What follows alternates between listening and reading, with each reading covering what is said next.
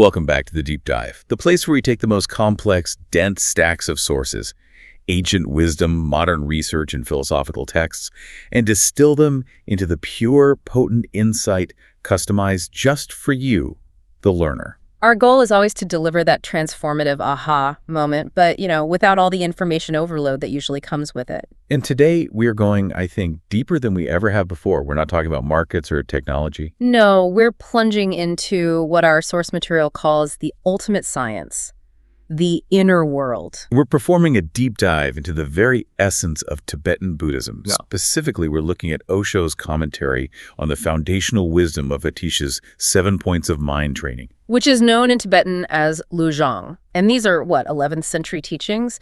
But they promise a path to immediate knowing. It's incredible. They really do.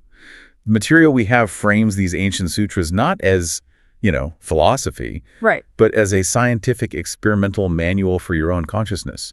They are practical methods meant for transformation right now. Absolutely. And if the whole goal is to give our listener that practical shortcut, that direct path, we have to start with a really important caveat. What's the most important thing we need to establish right at the top? It's contained in this beautiful analogy that's used throughout the sources. These 7 points are 7 fingers pointing to the moon.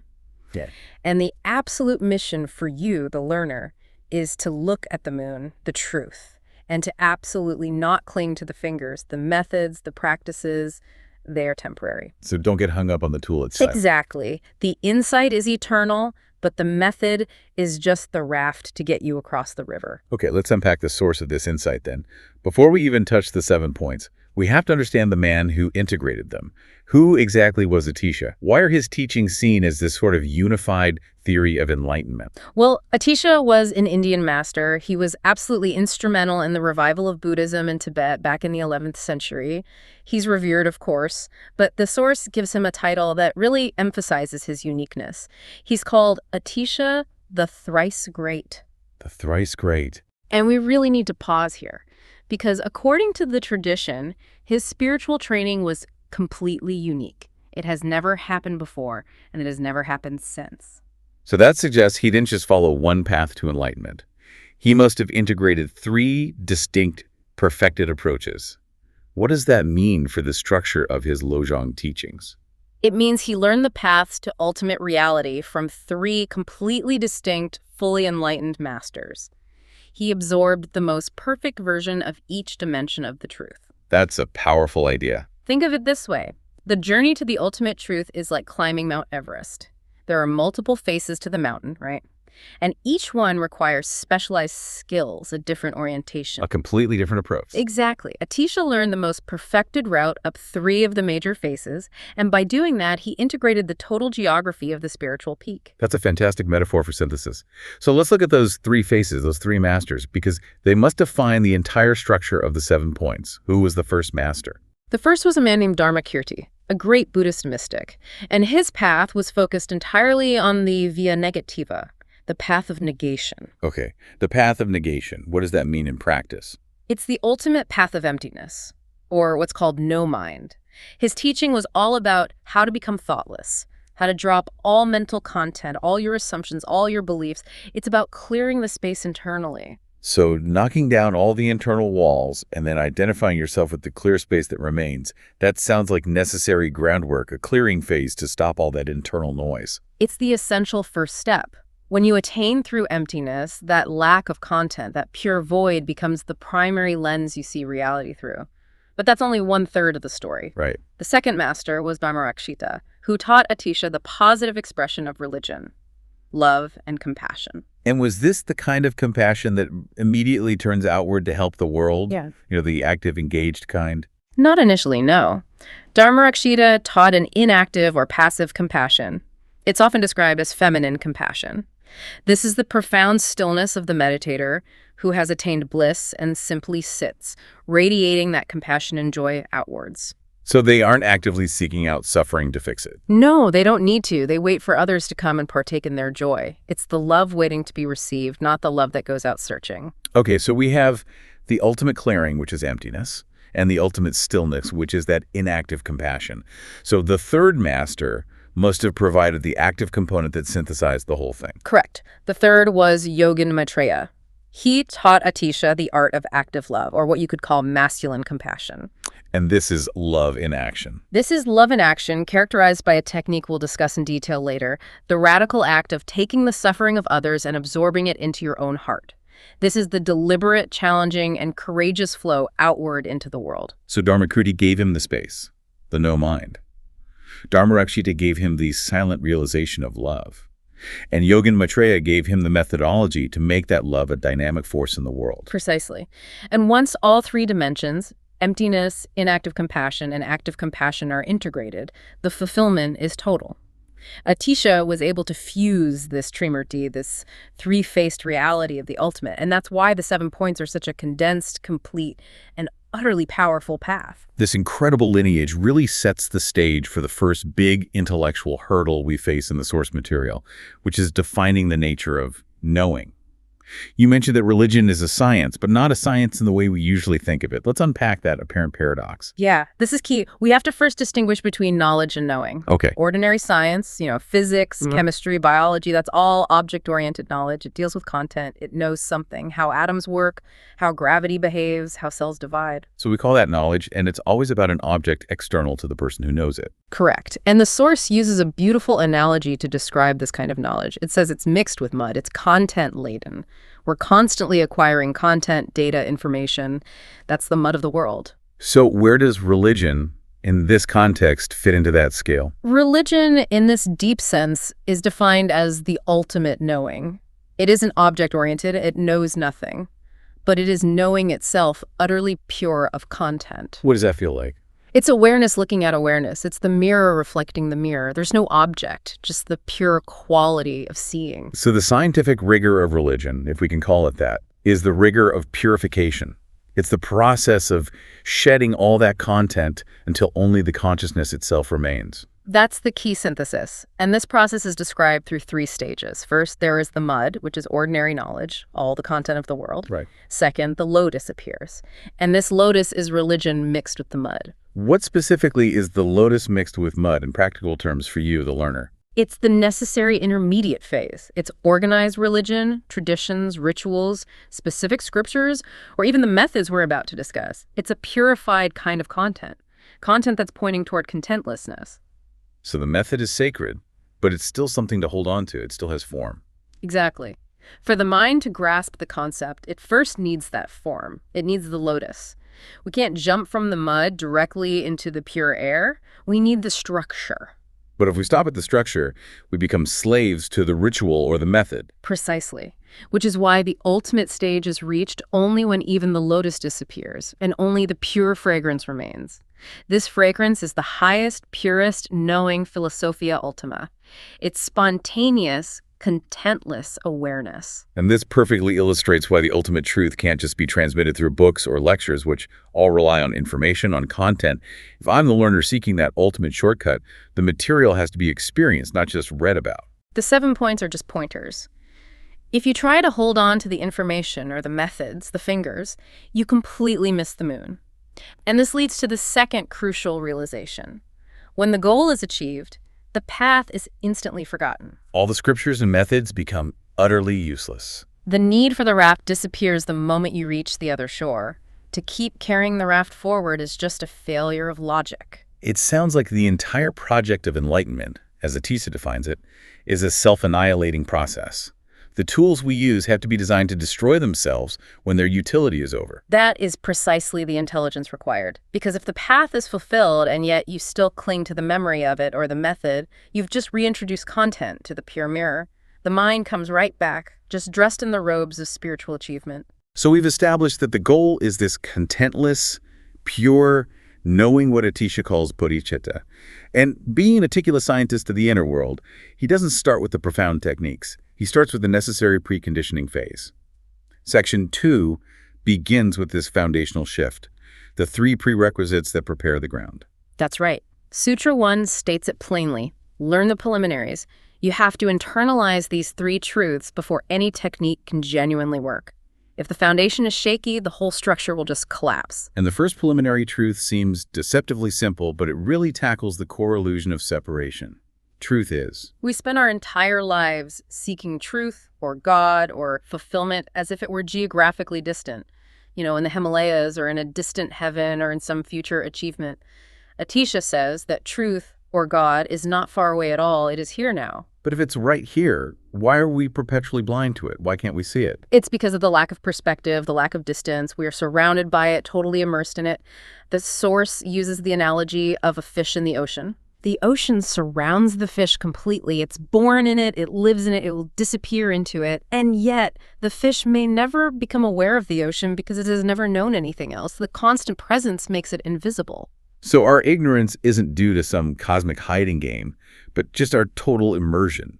We don't need to find the truth. We just need a different quality of consciousness to recognize the atmosphere we're already inhabiting. Yes. We're not separated from the truth. We're just missing awareness, mindfulness, the ability to simply watch, observe, look, and see.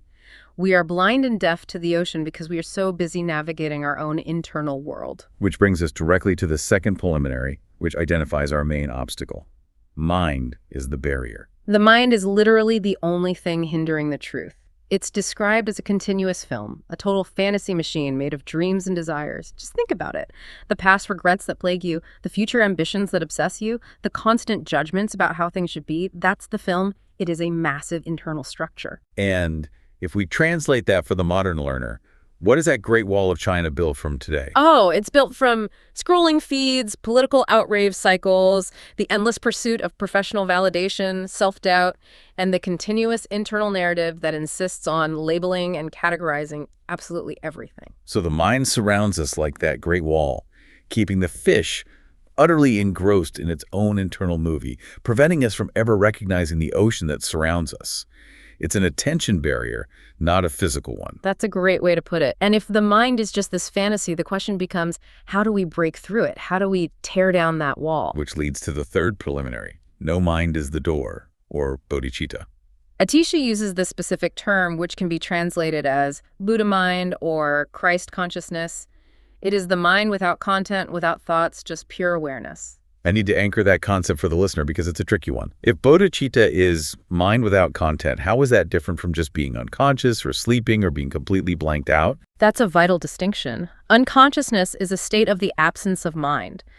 Bodhicitta is a state of the presence of awareness. In unconsciousness, the light is off. In bodhicitta, the light is on, but it isn't illuminating anything external. It is purely self-luminous. So it's a state of active awareness, just without thought. Exactly. The entire religious effort, the entire science of Atisha is focused on creating this bodhicitta, a mind that functions as a perfect mirror, a pure witness that reflects without holding on to any of the reflections. And that sets us up perfectly for the first real technique, Sutra 2, where the practical work of destroying that great wall begins in earnest. It does. Sutra 2 is. Think that all phenomena are like dreams. This is a powerful, continuous meditation technique that systematically dismantles the illusion of objective reality. Now, when we say phenomena, we establish this goes far beyond just physical objects, right? Oh, far beyond. Phenomena include everything that can possibly be experienced or witnessed. Material reality, of course, but also your psychological states, your anger, your joy, your very identity, and crucially, even your spiritual experiences. Spiritual experiences, too. The source is explicit on this. If you see the Kundalini energy rise up your spine, if you witness a great light or feel an overwhelming sense of bliss, these are beautiful, sweet dreams, but they're dreams nonetheless. The logic being, if it can be seen, it is not the seer. If it can be experienced, it is not the experiencer. Precisely. The moment you define something as seen or observed, you place it outside the ultimate reality of the witness. If the witness is pure, eternal, and unborn, as we'll see, then everything else that comes and goes is transient. It's a dream. For the modern learner who is dealing with very concrete concerns, this feels incredibly radical. What does it mean practically to start contemplating my career, my bank account, or my family arguments as a dream? Well, it's the highest form of intellectual honesty, and the immediate powerful effect is the dissolution of the ego trap. How does contemplating the object as a dream immediately shatter the subject, the I? Because the ego is sustained by content. The ego just loves the idea of having a real job, real money, a real title, real problems. When you continuously declare that the scene, the object, is a dream, something slips away from your being. the conviction that the I is solid. Ah, so if objective reality is shaky and illusory, the subjective I that's holding on to it must also be part of that same illusion. The ego is just a structure built from the rubble of perceived external reality. If the rubble dissolves into a dream, the structure has no foundation left to stand on. So the ego is a byproduct of mistaking the dream for reality. This contemplation, repeated again and again, is the simplest way to drop that identity. And this leads to a profound and paradoxical benefit. Continuous meditation on the dreamlike nature of reality leads to you becoming awake even while you're sleeping. Awareness and unconscious dreaming cannot coexist in the same space. That's a fascinating insight into lucid dreaming. So if I achieve this level of continuous awareness, what happens when I fall asleep at night? If this contemplation becomes rooted deeply enough, recollection will happen right in the middle of a night dream. The moment awareness arises, this is a dream, the dream just dissolves. And you return to a state of pure, contentless awareness, even while your body continues to sleep. And the quality of awakening afterward must be fundamentally different. It is entirely new. The Source describes our previous mornings as false awakenings. We were just dreaming with our eyes open during the day, just as we dreamed with them closed at night. But now, because genuine awareness has happened, the entire existence changes its quality. Your eyes become clear and transparent. You mentioned a perception change that sounds almost unbelievable, that the world actually looks psychedelic and intensely alive. It's not a hallucination, it's clarity. When the filters of the mind, aversion, attachment, indifference are gone, the world is perceived in its unfiltered, vibrant totality. Everything looks intensely colorful and alive. Even inanimate objects. Even things we consider inanimate. Rocks, stones, pavements. They are felt to be breathing and pulsating. They possess a heartbeat. The whole existence transforms its quality when you stop imposing your internal dreams upon it. When both the object and the subject lose their ultimate importance, only a transcendental consciousness bodhicitta remains, just pure witnessing. This transcendental awareness is the peak realization of Dharmakirti's path, that realization of emptiness. So once we've shattered the ego and dissolved the dream of phenomena with Sutra 2, Atisha goes immediately to the nature of that pure awareness itself in Sutra 3. Yes, Sutra 3 is. Examine the nature of unborn awareness. We've tasted the pure, crystal clear mirror. Now we must turn that full alertness inward and ask, what is the nature of the entity that is doing the witnessing? So if the ego dissolves, what is left? What is the profound realization that occurs during this self-examination? The realization is that consciousness is unborn and undying. It's eternal and timeless. All that anxiety, that constant fear of the clock running out, the ultimate core of human struggle, is instantly revealed to be completely groundless. That's the core of all human anxiety, isn't it? Every instance of greed, every desperate attempt to build a legacy, every desire for control. It all traces back to that fear of the clock running out. To truly dissolve that fear is the ultimate liberation from existential terror. Yeah. If what I fundamentally am cannot die, then all that worry about loss, old age, and suffering is revealed to be part of a self-created nightmare. This realization brings an enormous lightness, as the weight of mortality just drops away. But this profound insight leads us immediately to the most dangerous and, frankly, counterintuitive step in the entire system, which is Sutra 4. Sutra 4. Let even the remedy itself go free on its own. This is the scientific moment of release. Wait, this sounds illogical. It even sounds dangerous. We've just established that the intense contemplation of the remedy is what shattered the ego and brought us to this state of pure, unborn awareness. Why on earth would you throw away the method that works? Because the mind has one last and most cunning trap waiting for us right at that moment of triumph. The mind attempts to survive by clinging to the method itself. The meditation, the practice, the beautiful feeling it produced. The ego says, I attained this because I practiced X. So the moment you cling, the mind just returns in disguise, wearing the robes of a spiritual seeker. Clinging to anything, even to a spiritual method, creates dependence and slavery. The mind will immediately buttress the ego, telling you, look, you are extraordinary now, you have attained, you have become a Buddha. And if you fall for this, if you cling to the remedy, the spiritual disease is back, just disguised as holiness or specialness. You've simply replaced one external addiction with an internal one. This means the method had only produced a cultivated state, a form of self-hypnosis, not true, spontaneous freedom. The Source gives a striking example of this exact dependency. Yes, the story of the Sufi mystic is critical here. This man had continuously used the practice of zikr, remembering that all is divine for 30 years, and he was radiant, joyful. His practice had clearly brought him profound peace. He was brought to the teacher, who recognized the dependency. And the teacher told him what? He told him, "Now stop remembering, see if the joy remains." What was his immediate reaction? It took him 48 hours just to cease the automatic practice. The habit was so ingrained, the mind fought so hard to hold on to its structure, and when the method finally stopped, he just flipped. All that hard-won peace vanished. He became angry and ordinary. He started weeping out of sadness and anger, begging for his method, his zikr, back. The profound takeaway here is that his joy wasn't spontaneous, it was manufactured. He was still a slave to his own technique. If the experience is so dependent on the method, nothing real has happened. True attainment is when the joy becomes inherent to your being, not dependent on any action. The moment that first taste of pure, spontaneous awareness happens, that glimpse of the moon, one must be quick and drop the method entirely. This is the ultimate act of courage and intelligence. It reminds us of that famous philosophical debate about the path itself. Indeed. The source contrasts Atisha's approach with two extremes. One extreme is represented by the Buddha's story of the 5 idiots. They use a raft to cross a dangerous river, and then, out of sheer gratitude, they carry the heavy, cumbersome raft on their heads, crushing themselves under its weight. That's the idiocy of clinging to the method. And what's the other extreme? The other extreme is represented by figures like J. Krishnamurti, who correctly emphasizes the need to drop all methods, but insists on dropping them first. And Atisha would call this illogical. How can you drop a method you have never even used? How can you abandon the boat before you even reach the water? So Atisha provides the scientific middle ground.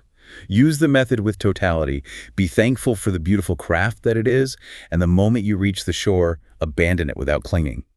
All methods are rafts to be used and discarded.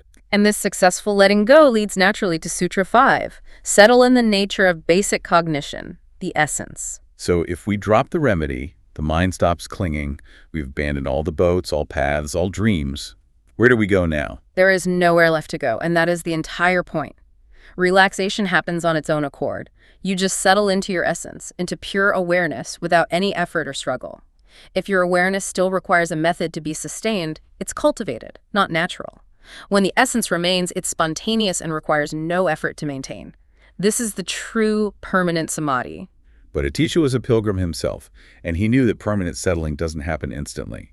The disciple will only experience momentary glimpses at first. This is why Sutra 6 is so compassionate and so practical. Sutra 6. Between sessions, consider phenomena as phantoms. This is Atisha giving a very practical instruction for the time you spend outside of deep meditation. At first, these moments of settling, of pure joy, emptiness, and being will only be momentary glimpses. You might see the sun, and then the clouds gather again, and the mind returns with its typical content. And the mind, which relies entirely on the familiar, will immediately attempt to dismiss that glimpse. It'll say it must have been a fantasy or your imagination because it feels so impossible that such deep peace could happen to you. Precisely. So Atisha instructs the disciple. Between those momentary glimpses of pure joy, you must actively resume the method of viewing phenomena as phantoms. You have to get back in the boat and use the raft again. This training phase must continue until that settling has happened forever, until the pure essence of Sutra 5 is your permanent, unwavering reality. It's the bridge between the momentary flash of liberation and permanent freedom. Up until Sutra 6, the emphasis was heavily on Dharmakirti's path, the realization of emptiness and no mind, which is that necessary negation. Sutra 7, however, marks a critical pivot. This is where we shift to the teachings of Dharmarakshita and Yogin Maitreya, introducing the active, positive expression of religion, compassion. This is the moment the internal transformation becomes externalized and dynamic. Sutra 7, Part 1. Train in joining, sending, and taking together. Do this by riding the breath. This is the essence of the Tonglen technique. And this technique is famous for being utterly counterintuitive, especially when you contrast it with so much of modern self-help philosophy. It is the radical opposite of many Western positive thinking movements, which advise people to breathe in joy and breathe out misery. Atisha's technique requires tremendous, almost impossible courage and absolute trust in the transformative power of the pure heart. So let's walk the listener through this technique. How does the Tonglen practice actually work? Riding the breath. When you breathe in, You consciously take in all the misery, all the suffering, the darkness, the negativity, and the hell of all beings, past, present, and future. You let it all be absorbed by the center of your being, your heart. And when you breathe out? When you breathe out all the joy, all the blissfulness, and the benediction that you have attained through your own path. You pour yourself out into existence, unconditionally. The natural fear, the instinct, is that absorbing all that pain would overwhelm and poison the practitioner. Why doesn't that happen? Why is this technique not just an intellectual exercise in masochism? Because the heart, when it is pure and contentless, when it is bodhicitta, acts as a perfect transforming force. It's an inner alchemist. The suffering is no longer suffering the moment it is taken in because it is absorbed by that pure, undying consciousness. It is immediately transformed into blissfulness, and then it's poured out as a blessing. You are not sacrificing yourself. You are functioning as a conduit for transformation. That means this practice is only really possible after the realization of emptiness from Sutras 1 through 6. The pure heart, the no mind, is a necessary transformer. Absolutely. The practice reveals that the external world does not have the power to define our internal state, but that our internal state, the pure heart, has the power to transform and redefine the external world. This highly practical method brings immediate results and completes the circuit of Atisha's Trimurti. And the second part of Sutra 7 illustrates the deep necessity of this active transmutation. 3 objects, 3 poisons, 3 bases of virtue. This is Atisha defining exactly how the unmastered mind operates, how it creates a hell out of life. The mind exists on a tripod of perpetual categorization: aversion, attachment, and indifference. These are the 3 objects the mind uses to keep the illusion of reality going. Let's apply those 3 poisons to modern life for the learner. Okay, so aversion is dislike, hatred, or repulsion. Think of the internal turmoil created by being perpetually angry at political figures, or repulsed by a colleague, or hating a difficult task you have to do. This active dislike creates 1/3 of the mind's internal hell. And attachment. Attachment is liking, clinging, or possessiveness. This is the desperate need for validation, the clinging to professional titles, the anxiety over losing a possession, or the addiction to a digital device. This creates the 2/3 of hell. And the final third, indifference. This one feels more subtle. Indifference is the subtle poison of neither liking nor disliking. It's apathy. It's the neglect of anything that doesn't immediately serve the ego's interests. It's the ignorance of global or local issues because they don't affect your immediate comfort zone. By perpetually categorizing existence into these 3 boxes, the mind successfully constructs a comprehensive, self-perpetuating hell. So the practice of unconditional compassion, Tonglen, transmutes them by dissolving the categorizing mechanism itself. If you are unconditionally taking in all suffering and pouring out unconditional blessings to the whole of existence, not just to man, but to trees and rocks, then how can you maintain aversion? How can you cultivate attachment? How can you afford indifference? The mind structure just dissolves because the heart is operating without any conditions. The bondage becomes freedom, hell is no more a hell, and this leads to that ultimate realization expressed in the Zen tradition. This very body, the Buddha, this very earth, the lotus paradise. That realization, that profound integration, sounds like a complete, finished path. But Atisha closes Sutra 7 with one final, practical instruction that ensures this isn't simply abstract theory. Train with phrases in every mode of behavior. Atisha is confirming that bodhicitta cannot be an escapist ideal that's reserved for a monastery or a meditation cushion. It has to ripen by functioning in all challenges in every single context. You must live life in its totality, in the marketplace, handling business with friends and enemies, alone or in the middle of a crowd. This is the moment the lotus flower principle is applied to your daily existence. The lotus flower lives in the water, but it's not touched by the water. You must be in the world. You have to experience life's multidimensionality, but you must not become of the world or tainted by the world's afflictions. Only then, by actively engaging with and not escaping from any situation, will bodhicitta truly flower and bloom. Speaking of engaging with difficulty, the source material pivots here to discuss the necessity of moving beyond the mind, often through deeply illogical, even absurd steps demanded by a master. For the modern learner, who values scientific logic, this idea of the master deliberately causing offense or humiliations seems completely contradictory to the goal of liberation. Well, the mind is a tyrant that functions through cultivated systems and relentless logic. To break free from this highly rational prison, the master must make demands that shake the mind to its very foundations. This is why devices like wearing orange clothes, the mala beads, or the photograph, the uniform and icon were historically used. Wait, that sounds less like a scientific method and more like manipulation. If the goal is self-liberation, why is looking foolish or submitting to arbitrary rules necessary? It's necessary shock therapy. These devices are designed to keep the unwanted people out, those who are not courageous enough to put their established identity on the line. They serve as a test. The ultimate journey requires immense courage to stand naked before yourself and society. If a disciple lacks the courage to look foolish or absurd over something as simple as wearing orange in public, they are certainly not ready for the bigger, more illogical demands that follow, the necessary shocks to shatter the centuries cultivated mind. So the logic here is that the mind relies entirely on social acceptability and self-respect, as defined by society. If the master forces you into a situation where you look ridiculous, the mind has to confront its own tyranny over your behavior. Exactly. The master deliberately offends and is inconsistent to prevent the disciple from creating a satisfactory body of knowledge or a coherent philosophy. If the master is predictable, the mind will happily gather the knowledge, formalize it, and use it to maintain its own power structure, saying, I understand the path now. The master's true role isn't to teach content, but to destroy content. The master is there to help the disciple unlearn everything they know, destroying their questions and pushing them toward a state of unquestioning wonder. This underscores the core issue we face. The mind claims to be our instrument, but it has completely usurped control. The mind is a highly efficient machine, but it often operates on autopilot, making us its slaves rather than its user. The mind is very clever. It buttresses the ego by constantly claiming, I am just an instrument, you are the master. But if you look closely at your life, it is the mind that is directing you, creating your belief systems, your nationalism, your tribalism. You are enslaved by a system of thought. You can only truly use the mind when you know you are separate and free from it, when the identity structure dissolves. And this realization about the unmastered mind is critical because it connects this ancient teaching directly to our modern global crisis. The danger of an unmastered mind is enormous, given the power of modern technology. This is the critical final conclusion drawn from our source material. The mind is the most beautiful, powerful instrument in existence, far more efficient than any computer.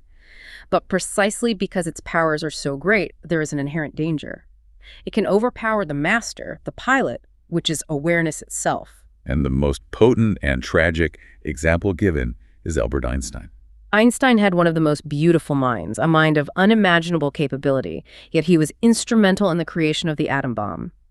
Before he died, he regretted it deeply, wishing he had been a plumber instead. The mind used him. He was a great mechanism without the pilot. The consciousness and the mechanism performed its function, leading to catastrophic consequences. So the creation of atomic power wasn't a triumph of conscious, intelligent use, but an act of a powerful, pilotless mechanism just running on its own program. If Einstein had been a Buddha, there would have been atomic energy, but there would have been no atom bombs. Atomic energy would have been the greatest blessing ever. But today, the majority of the great scientists in human history are currently alive. Their powerful minds, operating without a conscious pilot, are creating technology that is destroying the ecology and has put humanity on the very verge of universal suicide. The numbers cited are horrifying. We have enough hydrogen bombs to destroy every single human being 700 times over. This absurdity occurs because powerful minds are in the hands of slaves, of immature minds, often politicians, who are merely being used by the mind itself, driven by those three poisons of aversion, attachment, and indifference. The solution to this global crisis is fundamentally internal. It is achieving the Essence Sutra 5 so that the mind can be used consciously. Science desperately needs great meditators, great Buddhas, who can consciously take possession of the mind's power. The ultimate application of Atisha's 7 points, therefore, isn't just personal peace. It's planetary safety. We need freed consciousness to take possession of the mind. Otherwise, we risk the ultimate civilization-ending accident. What an incredible journey through Atisha's 7 points, transforming this ancient text into a modern manual for conscious living. We started by establishing Atisha's unique lineage, that trimurti of emptiness, inactive compassion, and active compassion. And we established the first necessary steps for you, the learner, recognizing that truth is here now and that the only barrier is the mind, which is just a continuous, content-filled dream. The work proper began with contemplating all phenomena, even your spiritual experiences, as dreams to shatter the ego. Then came that crucial, counterintuitive instruction. Once a glimpse of unborn, undying awareness arrives, We must immediately let go of the method. The remedy or the mind will just return in disguise, Yeah. clinging to the technique and creating self-hypnosis and spiritual dependency. And finally, the highest expression of this emptiness is the active path of compassion tumlin, where we ride the breath to absorb all the world's misery, transmute it in the pure heart, and pour out blessings, transforming those three poisons, aversion, attachment, and indifference, into bases of infinite virtue. The entire teaching is a challenge to your courage and intelligence, urging us to stop postponing life and to operate outside the confines of a mind that constantly rushes ahead or lags behind, thereby making us effective, ethical pilots of our own existence. And here's where it all connects back to the deepest realization we uncovered. The mind is confusion. Clarity is the absence of the mind. If confusion and mind are synonymous in this ultimate context, what happens to the very nature of human thought once pure, unborn awareness bodhicitta is achieved? Is the highest form of human intelligence truly synonymous with the state of no mind, or is that unborn awareness what finally allows the mind to be used perfectly for the very first time? That is the ultimate path you must now explore.